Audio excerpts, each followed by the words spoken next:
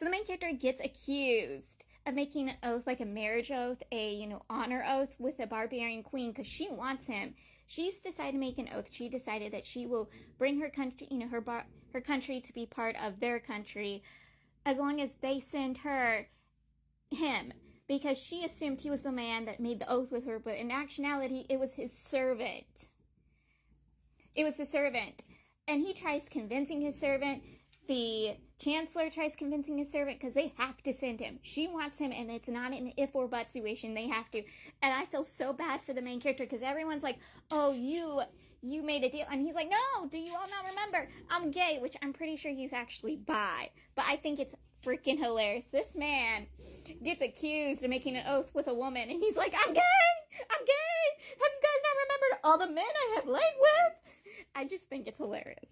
The main character tries twice convincing the co-conspirator to run away, to get out of there before, the rebellion happens, because he doesn't want anything to happen to him, because this person has been a dear friend to him this entire time, and he wants this guy to get away. But the first time, the guy doesn't agree to him, because he thinks the main character is going to use him as a hostage and doesn't trust him. And the main character's like, no, just get away. And then the second time, the main character tries convincing him to leave, and the guy again tells the main character, no, he's not going. He's going to stay with the main character's side and gets this over with. And the main character's like, no, I love you. I've been in love with you. The main character confesses to a second person in the story. And I feel so bad for him, because his confessions are going bad. Like, every time he confesses it just gets thrown in his face. I feel so bad for him. He just loves these people, and he's such a romantic, and he gets shoved in his face every single time. When the rebellion fails, the main character tries escaping with the co-conspirator, leads him through a secret path to a secret location, and plans to go to a secret area so they can live out their days as a happy couple, because he absolutely loves him and is willing to die for this man. He is willing to die for the co-conspirator because he loves him so much. Except it's revealed the co-conspirator was also a spy. They both didn't know each other were spies.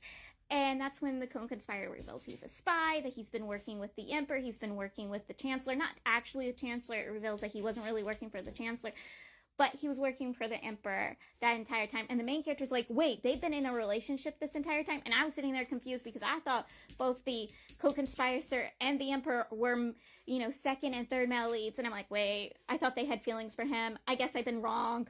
Maybe I'm not wrong, because it looks like later down the line that the co-conspirator might have actually had feelings for the main character, so I'm a little confused. But yeah, it reveals that the co-conspirator was actually a spy too, and he'd been working for the emperor. And from what he can tell from the other imperial children, that, the emperor's siblings, that, there seemed to have been a relationship between the co-conspirator and emperor. So yeah, they could be love interest.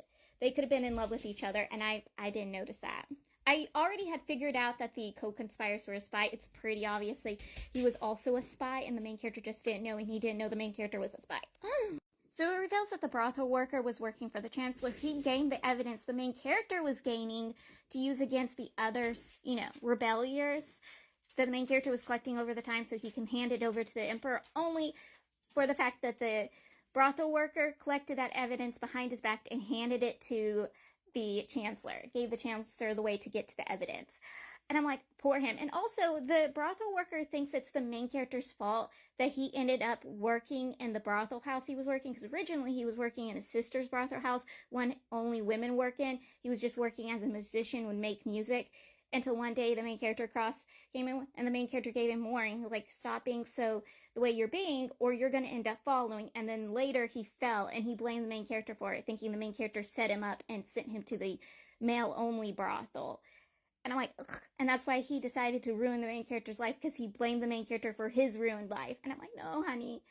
Like, the main character was not at fault. Why do you think it was the main character's fault? Do you have any evidence? And the main character even goes and speaks with the chancellor when the chancellor is like questioning him, and the main character's like, wow, it's great that you sent two men who obviously I'm going to sooner or later fall for, have sexual relations with, and use them against him. And the chancellor's like, no, I didn't use those people against you.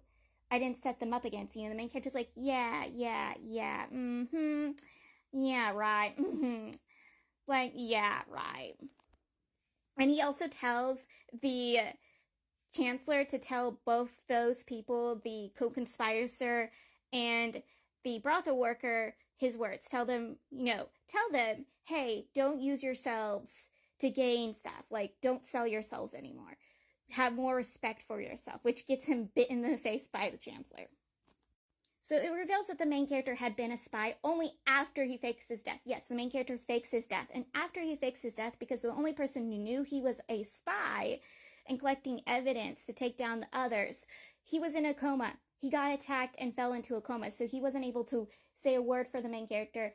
And since the main character only had that person as evidence or someone to speak for him, was in a coma, he decided, why not fake my death? Because he already had plans to fake his death, and he continued to fake his death because he knew no one would believe his word, even if he had evidence to prove it. Like, hey, I had collected all this evidence.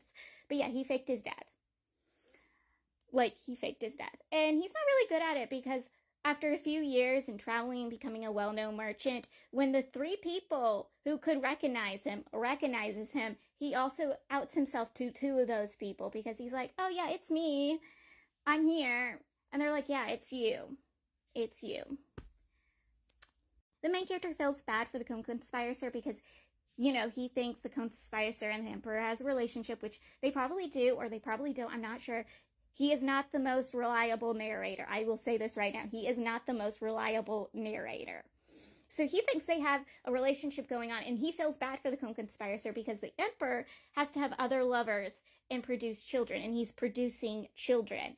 And he feels so bad for the co-conspirator because he, years ago, when he confessed to the co-conspirator, and the co-conspirator's like, oh no, we can't be together once you become emperor. You will have all your lovely beauties and you will produce children. And he wanted to tell the co-conspirator he would not do that to him. He would be his only emperor or his only love. He would never bring any concubines. Because remember, he didn't do that when he had a wife.